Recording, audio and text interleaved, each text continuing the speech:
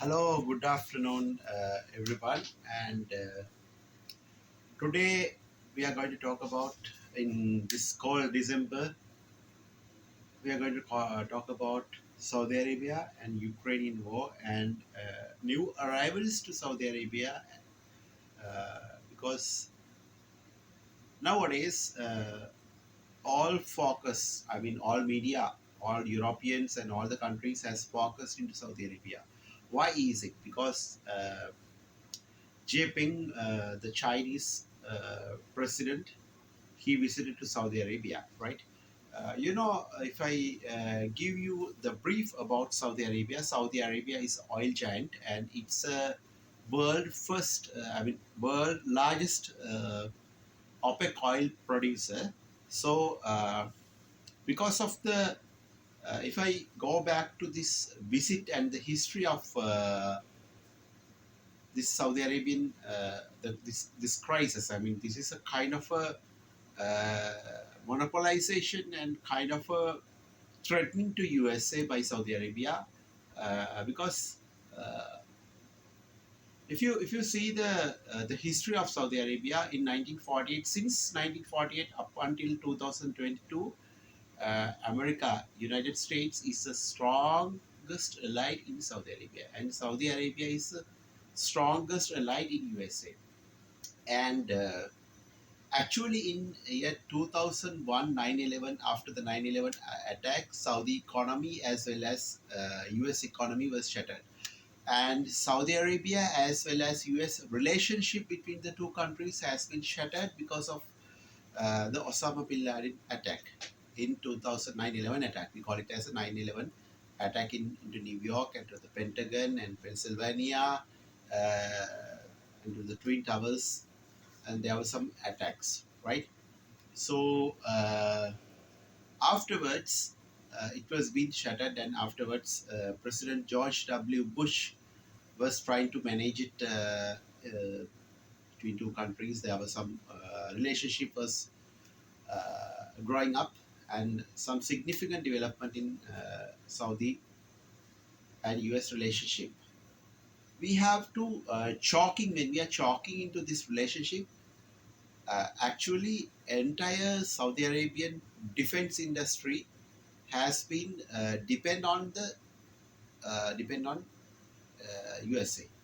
But very recently, due to the Ukrainian war, because Ukrainian war has been plunging and it is been shattering into the and glittering into so many parts of the world, and it was trying to creating uh, to some other problems in the world into another parts of the world as well.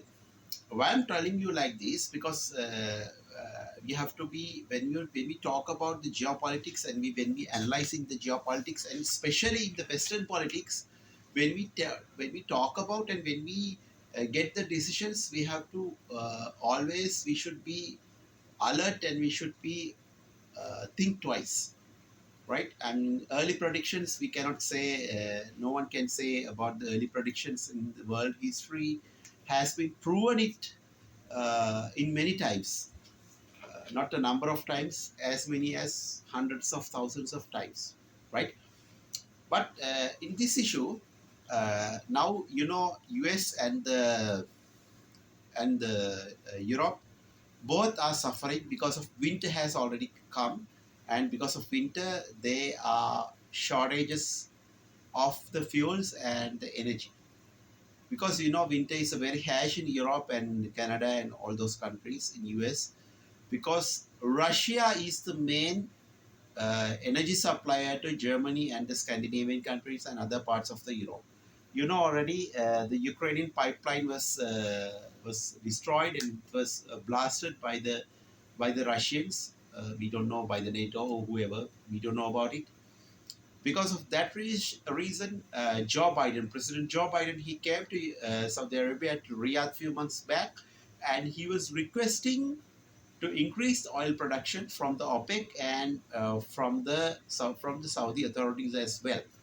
But what has happened actually, as a result of his visit, Saudi Arabia says, no, get the hell out of from here. We don't want to increase our oils because we were dancing to your rhythm like 70 years, now no more. Because it was kind of, it was, we do not know, it was a kind of a mistaken by the Saudi Prince Salman, or it was America was shattering. Because on one hand they have US has lost one of its strongest ally in the Middle East, right? Because this is the last strongest ally in which is remaining to USA.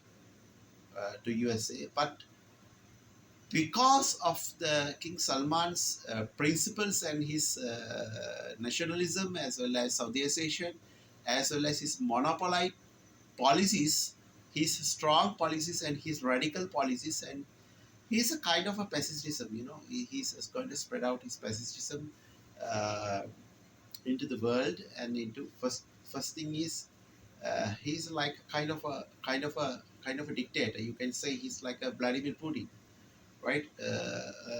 In early history, when we talk about Vladimir Putin history and his political records and everything, when we're talking, we know he's a kind of a Joseph Stalin's principles. He's trying to regain and re-establish his principles.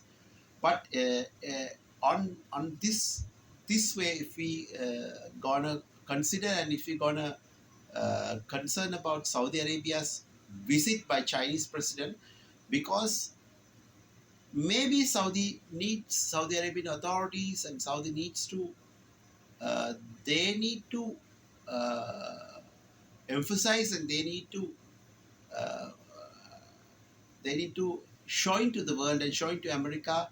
Okay, you got if you need us, you have to listen to us, right? Otherwise, we will go to next arrival like that, because this is significant concern, significant turning point to the United States and US, and one of its strongest ally, Saudi Arabia.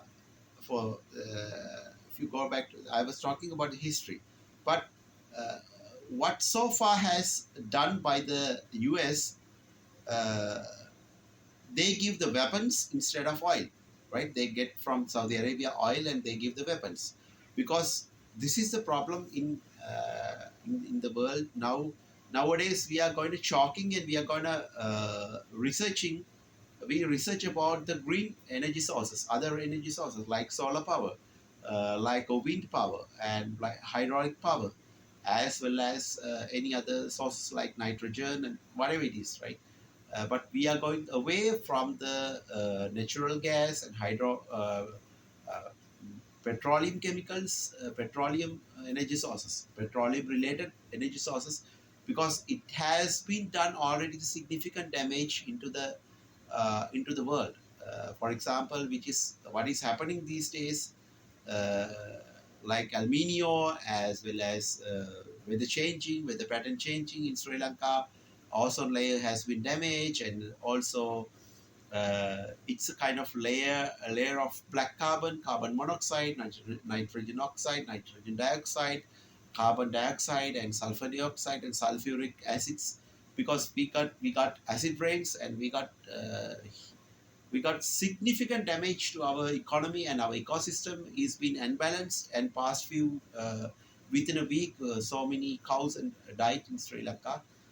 That's all about Sri Lanka, because of that reason, people are going away from the people are going to research, and they are going to switching into the new energy sources. So what can we because of these significant changes, what can we think, what can we predict, and what can we can think what will happen in the future? Actually, to be honest with you, maybe Saudi Arabia needs to show to US that we don't need you anymore, and we have new arrivals. If you're gonna need us, please listen to us, or if you do not need us, we have new arrival like that. So, but there is something I have to tell you. China is a growth country, and China is one of the most among the most powerful countries in the world, right? But their policy, they are going to squeezing the blood and squeezing the marrow in Sri Lanka, and they so many countries examples, so many countries. China teach how to make the economical corruptions into the world, right? Because of that reason, so many countries have been suffered a lot. Best example is India and China as well as Bangladesh right now. So because of this reason, we are suffering still. Still, we are suffering. So maybe Jinping, the Chinese president, wants to get from the technology. He wants to give the technology, and he wants to protect Saudi Arabia from the other alliances, because from the other parts of other countries like America and Europe. But still, I believe that Middle East is located next to Europe, and it's a part of gameplay and kind of a cat and mouse game, because in this administration, if you talk about this administration, we are current situation in Saudi Arabia. It's very difficult, economical plunging, and there's economical recession is going on in this country. So because of this reason, I think before we get the decision, uh, we have to think twice, right? Because I don't say that we have to be worried about the situation, or we have to always depend on US or something like this, like that. No, not like that. Everything is gonna change in this world always. Throughout the history, it is being proven by the Mother Nature, right? So in this situation, I think the best solution for this, just wait and see what happens. But we need both. We need Saudi Arabia, we need US, as well as we need China, right? But you can't say we don't need China, we don't need Saudi Arabia, like that. The best policy is just to be friend with everyone, right? So Ukrainian war has been shattered, and has been a reasoning to other uh, different political platforms and different political problems differ.